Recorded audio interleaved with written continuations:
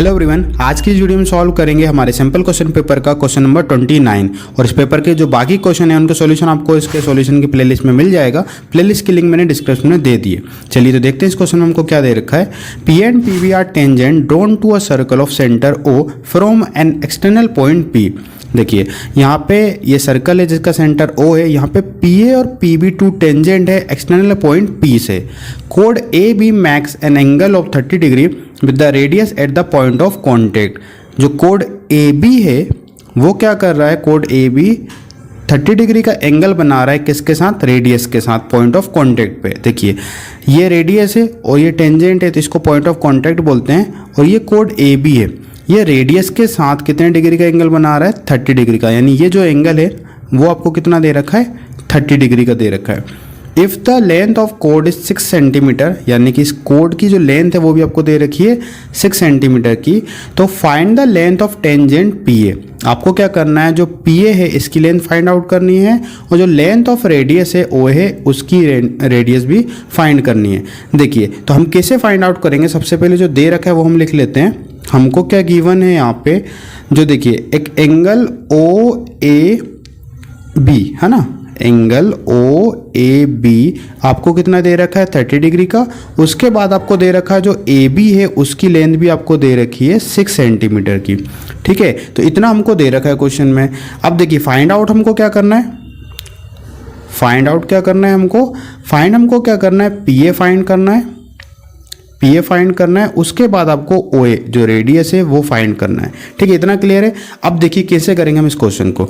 देखिए हमारे पास हमको मालूम है ये टेंजेंट और ये रेडियस है, तो जो रेडियस होती है टेंजेंट के ऊपर क्या होती है, परपेंडिकुलर होती है। ठीक है, यानी कि ये जो टेंजेंट है और जो रेडियस है ये आपस में कितने डिग्री का एंगल बनाती है, यहाँ से यहाँ तक टोटल 90 डिग्री का एंगल बनाती है। क्लियर है, यहाँ तक हमको मालूम है। और ये एंगल हमको ये छोटा वाला दे रखा है 30 डिग्री का। अगर मैं ये वाला एंगल निकालना चाहूँ, सिर्फ इतना सा, ठीक है, इस ट्रायंगल में आप देखना ये PAB वाला ये एंगल निकालना चाहूँ तो मैं क्या करूँगा, 90 में से इस 30 को माइनस कर दूँ तो सिर्फ इतना सा निकल जाएगा हमारा। ठीक है, तो हम क्या कर सकते हैं, जो एंगल PA और B, PAB इक्वल टू, अगर मैं क्या करूँ टोटल 90 में से अगर मैं माइनस कर दूँ ये 30 डिग्री तो निकल जाएगा, यानी 90 में 30 जाएगा, कितना बचेगा, 60 डिग्री बच जाएगा। ठीक है, यहाँ तक क्लियर है चीज़ें। अब देखिए हमको PAB मिल गया। अब हमको मालूम है जो टेंजेंट होती हैं वो क्या होती है, आपस में इक्वल होती हैं। यानी कि जो टेंजेंट PA है और जो PB आपस में क्या रहेंगी, इक्वल रहेंगी।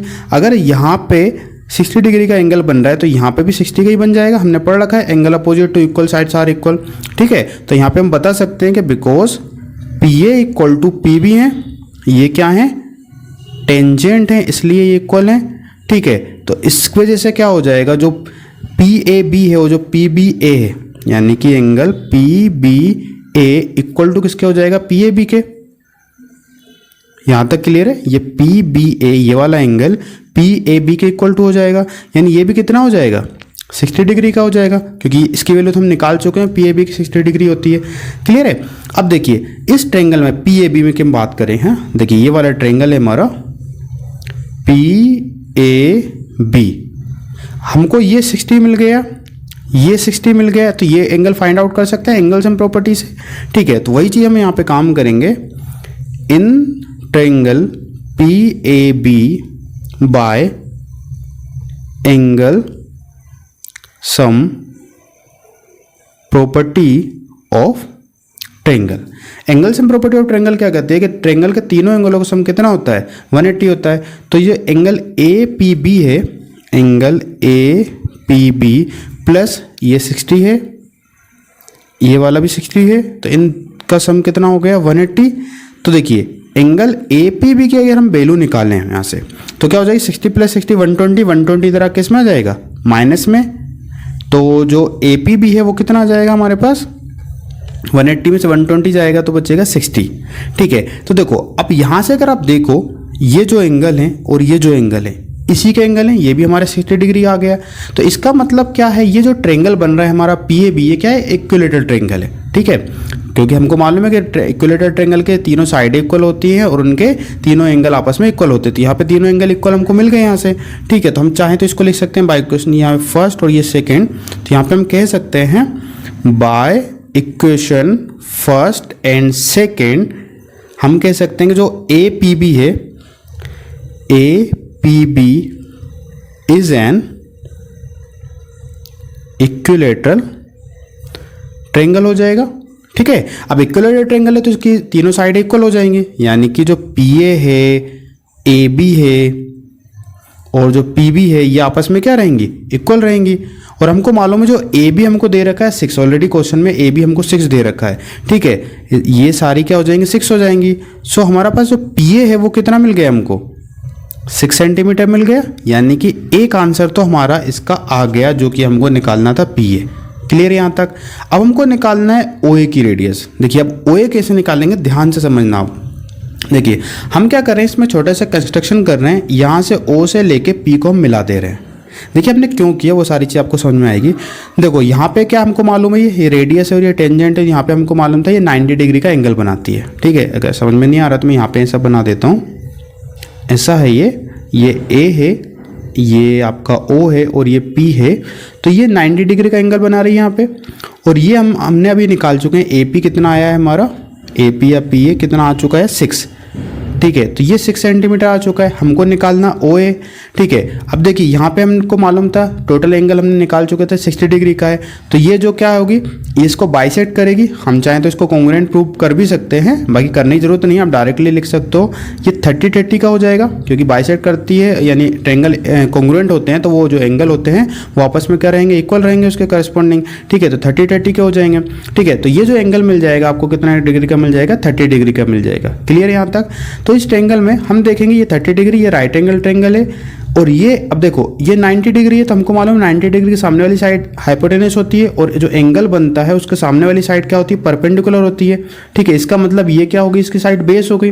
ठीक है, हमको निकालना है परपेंडिकुलर, दे रखा है बेस, तो परपेंडिकुलर और बेस में कौन सा फॉर्मूला हमने पढ़ रखा है ट्रिग्नोमेट्री में, tan का। ठीक है, tan का पढ़ रखा है, परपेंडिकुलर अपॉन बेस, तो वही चीज हम यहाँ पे यूज करेंगे। Now in triangle O A B, O A B में हम क्या करेंगे, tan लगाएंगे।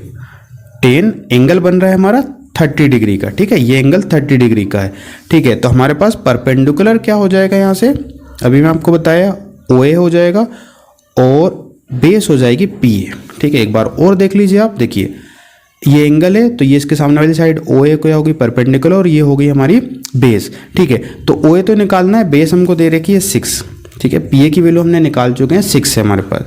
ठीक है, तो यहाँ से क्या हो जाएगा, ओ ए हमको निकालना है, पी ए हमको दे रखा है 6। अब tan 30 डिग्री की वैल्यू कितनी होती है हमको मालूम है, 1/√3 पुट कर देंगे, और यहाँ पे ओ ए है और यहाँ पे 6 है, तो क्रॉस मल्टीप्लाई कर लेते हैं। तो यहाँ से क्या हो जाएगा हमारे पास, ओ ए इक्वल टू 6 इधर आ जाएगा, यानी 6/√3। इसको चाहे तो हम रेशनलाइजेशन करके थोड़ा और ईजी बना सकते हैं। तो यहाँ पे हो जाएगा कितना, 6√3, और यहाँ पे कितना हो जाएगा, 3 बचेगा, 3×2 = 6, यानी कि जो आंसर आएगा ओ ए का वो कितना आ रहा है आपका, 2√3 सेंटीमीटर। ठीक है, तो ये आपकी जो रेडियस है वो हो जाती है। ठीक है, तो एक आंसर तो आपका ये हो गया और एक आंसर आपका ये हो गया। इस टाइप में आपकी इस क्वेश्चन के दोनों आंसर आ जाते हैं। ठीक है, तो क्वेश्चन थोड़ा सा अच्छे से समझना, बाकी चाहे तो एक बार वीडियो को अगर आपको थोड़ी सी प्रॉब्लम गई हो तो एक बार और आप देख लीजिएगा, तो आपको अच्छे समझ में आ जाएगा। इसके बाद भी यदि आपका कोई डाउट रहता है तो आप हमको कमेंट सेक्शन में भी पूछ सकते हो। ठीक है, चलिए तो आज की इस वीडियो में इतना ही, मिलते हैं फिर नेक्स्ट वीडियो में। Thank you.